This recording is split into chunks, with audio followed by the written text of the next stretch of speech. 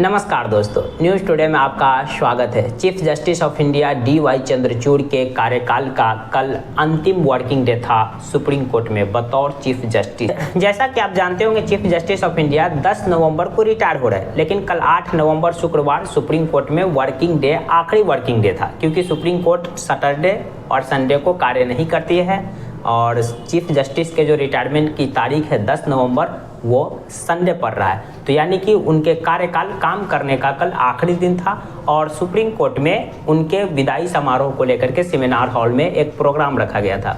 इस प्रोग्राम में chief justice of India काफ़ी भावुक दिखे। वो अपने बचपन के कुछ किस्से याद करने लगे कि मेरी माँ बचपन में मेरा धनंजय नाम रखा था, लेकिन मेरी माँ ने कहा था कि धनंजय इसका मतलब ये नहीं कि तुम्हें ज़्यादा धन अर्जित करना है, बल्कि तुम्हें ज़्यादा ज्ञान अर्जित करना है। इसके अलावा पापा से जुड़ा किस्सा सुना है कि पापा ने मेरे लिए एक पुणे में फ्लैट लिया। तो हमने पूछा कि ये फ्लैट किस लिए, तो कहा कि बेटा ये फ्लैट तब तक तुम नहीं बेचना जब तक तुम बतौर जस्टिस मतलब कि न्यायाधीश काम करते रह गए।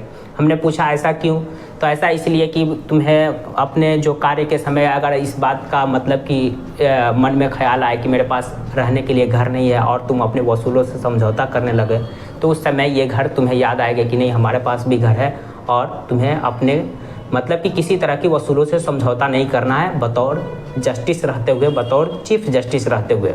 इस तरह के कल उन्होंने कई भावुक बयान दिए, जिसमें कि उन्होंने कहा कि मैंने कभी किसी को अगर कोई ठोस पहुंचाई है बतौर चीफ जस्टिस ऑफ इंडिया तो मुझे क्षमा करना, क्योंकि मेरा ऐसा करने का कोई इरादा नहीं था। इसके अलावा उन्होंने उन पर जो ट्रोल हो रहे हैं कि खास करके पिछले कुछ महीनों से, 1-2 महीने से, इस पर भी उन्होंने कहा कि मैं अपनी ज़िंदगी के बारे में कुछ बातें सार्वजनिक की है, तो ये ऐसा करने के बाद तो ट्रोल होना स्वाभाविक है। मेरे कंधे काफ़ी चौड़े हैं, मैं सभी को स्वीकार करता हूँ, मतलब कि जो भी हमें ट्रोल कर रहे हैं हम सभी के मतलब की भावनाओं का आदर करता हूँ, सभी को स्वीकार करता हूँ। लेकिन मैं ये सोच रहा हूँ कि सोमवार के बाद तो मैं चीफ जस्टिस रहूँगा नहीं, तो जो लोग मुझे ट्रोल कर रहे हैं, जिनका रोजी रोटी इससे चल रहा है, वो लोग बेरोजगार हो जाएंगे। इसके अलावा भी उन्होंने कई भावुक बयान दिए। उनमें एक बात ये भी महत्वपूर्ण था कि उन्होंने कहा कि मुझे ज़रूरतमंद की सेवा करने में सबसे ज़्यादा सुख मिलती है।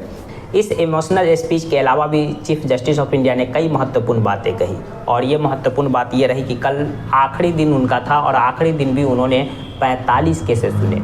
और CGI का एक रिकॉर्ड रहा है कि बतौर CGI और सुप्रीम कोर्ट के जज उन्होंने लगभग सबसे ज़्यादा केसेस सुने हैं अपने कार्यकाल के दौरान, जितना दिन का कार्यकाल रहा। हालांकि उनके जो पिता तो 7 साल तक चीफ जस्टिस है, तो 7 साल में ज़्यादा दिन, लेकिन 2 साल में उन्होंने जितना केसेस सुना, तो किसी के भी 2 साल के कार्यकाल से ज़्यादा केसेस सुनने का रिकॉर्ड CGI के पास है।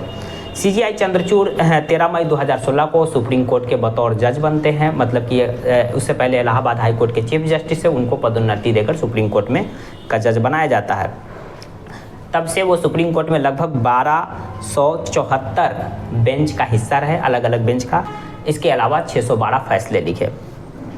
चीफ जस्टिस ऑफ इंडिया के कार्यकाल जो 2 साल का उनका बतौर चीफ जस्टिस का कार्यकाल था, उसके कुछ महत्वपूर्ण फैसलों में आर्टिकल 370 पर CGI का फैसला, बाबरी मस्जिद पर CGI का फैसला, इसके अलावा इलेक्टोरल बॉन्ड पर काफ़ी फेमस फैसला, इनके अलावा 1 नेशन 1 पेंशन, CAA NRC, यानी कि उनके कार्यकाल के दौरान काफ़ी महत्वपूर्ण फैसला लिखे गए। हालांकि इनमें से कई फैसला को लेकर के कंट्रोवर्सी और ट्रोल तो किया जा रहा है, वो तो अलग बात है, लेकिन ये इनके कार्यकाल में कई महत्वपूर्ण फैसला लिखे गए। CGI चंद्रचूड़ को लेकर कल देश के जो काफ़ी माने जाने कुछ वकील हैं, उनके कार्यकाल को लेकर उन्होंने भी कमेंट किया। उनमें जो अटॉर्नी जनरल R वेंकटरमन हैं, उन्होंने कहा आपने न्याय देने में पूरी तरह से निष्पक्षता बरती, यानी कि अटॉर्नी जनरल का कहना हुआ कि आपने जो न्याय देने में किसी भी तरह का पक्षपात नहीं किया है, आप पूरी तौर से निष्पक्षता अपनी तरफ से बरती है। इसके अलावा सुप्रीम कोर्ट बार एसोसिएशन के अध्यक्ष कपिल सिब्बल ने कहा कि सुप्रीम कोर्ट के अपने 12 साल के कार्यकाल में मैंने इससे ज़्यादा धैर्य वाला जज नहीं देखा है। तो यानी कि बार एसोसिएशन के अध्यक्ष कपिल सिब्बल ने भी CGI की तारीफ़ की कि अपने 12 साल का जो उनका कैरियर है, मतलब कि कपिल सिब्बल जी का सुप्रीम कोर्ट में, तो इतना धैर्य रखने वाले जज उन्होंने अब तक नहीं देखा, उन्होंने अपने बयान में कहा। इसके अलावा जस्टिस संजीव खन्ना ने भी कमेंट किया। जस्टिस संजीव खन्ना जो नेक्स्ट CGI 11 नवंबर को बनने वाले हैं। जस्टिस संजीव खन्ना ने कहा कि इन्होंने मेरा काम आसान और मुश्किल दोनों कर दिया है। आसान इसलिए कि इनके कार्यकाल के दौरान कई रेवोल्यूशन हुए, मतलब कई चेंजिंग हुए, और मुश्किल इसलिए कि मैं इसका बराबरी नहीं कर सकता हूँ। चलिए हम CGI के कार्यकाल के कुछ मुख्य बातों या मुख्य पहलुओं को जान लेते हैं। तो chief justice of India DY Chandrachud बनने वाले इकलौते पिता पुत्र की जोड़ी है, यानी कि ये पहले CGI थे जिनके पिता भी CGI देश के रह चुके हैं और उनके बेटे भी CGI थे। इनके जो फादर है 1978 में शायद चीफ जस्टिस ऑफ इंडिया बने थे और 1985 तक अब तक के सबसे longest chief justice of India, सबसे लंबा कार्यकाल इनके पिता का था। 7 साल का CGI का कार्यकाल था और इनका कार्यकाल 2 साल का था। तो ये पहले मतलब एक मिसाल है कि बाप और बेटा दोनों के दोनों भारत के चीफ जस्टिस ऑफ इंडिया बने हैं। इसके अलावा इनके कार्यकाल में सुप्रीम कोर्ट ज़्यादा हाईटेक हुआ। हाईटेक कहने का मतलब कि लाइव स्ट्रीमिंग, पेपरलेस वर्क, इसके अलावा इंग्लिश में जो भाषा का जजमेंट था उसको हिंदी में ट्रांसफ़र, मतलब कि टेक्नोलॉजी पे काफ़ी ज़्यादा ध्यान दिया गया इनके कार्यकाल में, सबसे ज़्यादा हाईटेक हुआ। तीसरी जो महत्वपूर्ण बात रही कि लोगों और न्याय देवी की मूर्ति बदली, यानी कि आप जानते होंगे सुप्रीम कोर्ट में न्याय मूर्ति की जो देवी थी वो बदल दी गई है CGI के कार्यकाल में ही।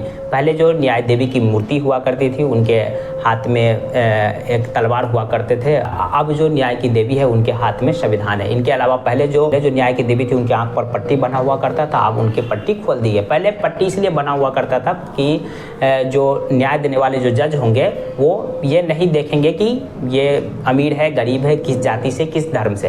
अब पट्टी खोलने का मतलब ये निकाला गया है कि आंख खोल कर देख कर कि किसके साथ अन्याय हुआ है, किसके साथ जुर्म हुआ है, उसके साथ इंसाफ देगी न्याय की देवी।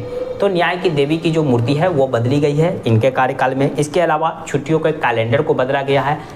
जजों की छुट्टी को लेकर के हमेशा मीडिया हाउसेज में चर्चा होती रहती है कि जजेज इतना लंबा छुट्टी पर क्यों चले जाते। इस पर उन्होंने कई बार खुलकर भी अपनी बातें रखी कि छुट्टी के दौरान भी हम लोग घूमने नहीं जाते, बल्कि पुराने जो पेंडिंग केसेज है उनको पढ़ते हैं और फैसला लिखने का काम करते हैं।